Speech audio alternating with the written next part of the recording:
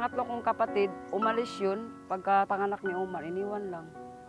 Lahat na pangangailangan ko, meron lang ibibigay ng nanay ko sa kanya. Instead na ang pagkain ito para sa mama, ibibigay na lang kay Jomar.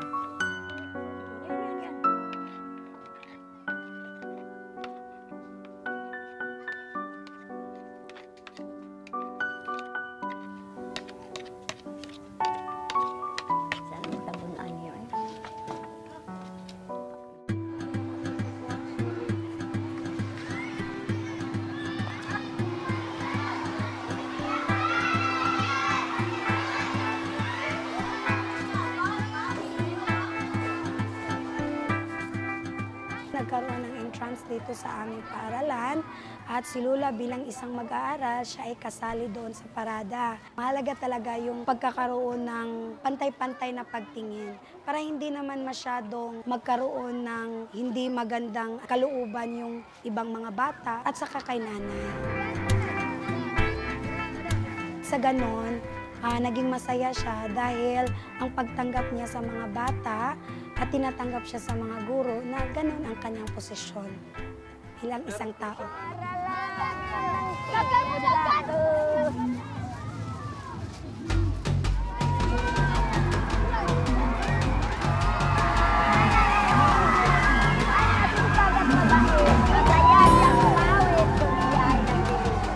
Araw-gabi nagdarasal sa Diyos namang mahal.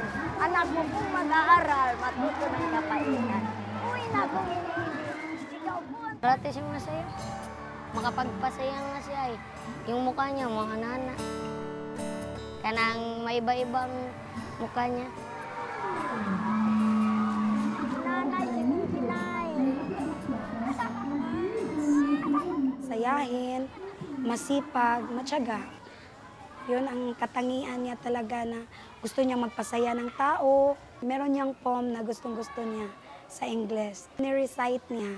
So alam niya talaga. I open it and wish that I could be a kite up in the sky and ride upon the breeze and go whatever way it seems to blow.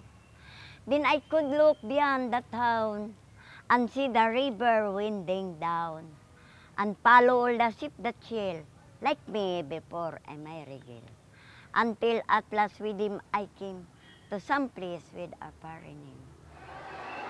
Good afternoon, everybody.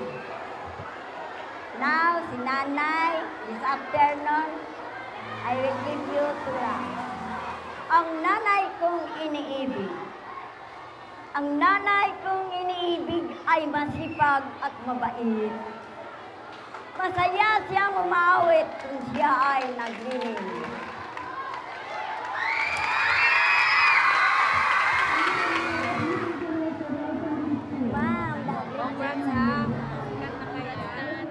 Pagkakataon binibigyan siya kasi alam kasi ng mga guro na minsan walang-wala talaga si Lula. At tapos meron siyang mga apo, meron siyang pinapakain.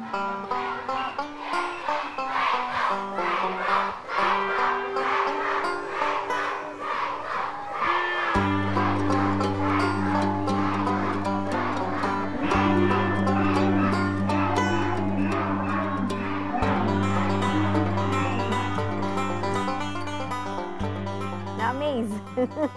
Na-amaze po kami nga. Ganon, 79 years old, she can do that. Yung buto niya, yung bones niya, anong mangyari. Hindi pa nagawa niya before. Bye.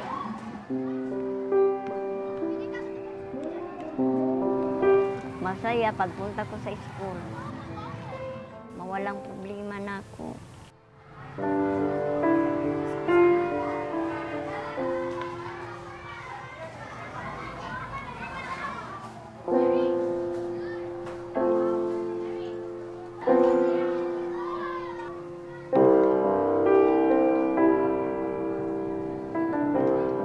Dito daw, natuto siya at naging masaya siya.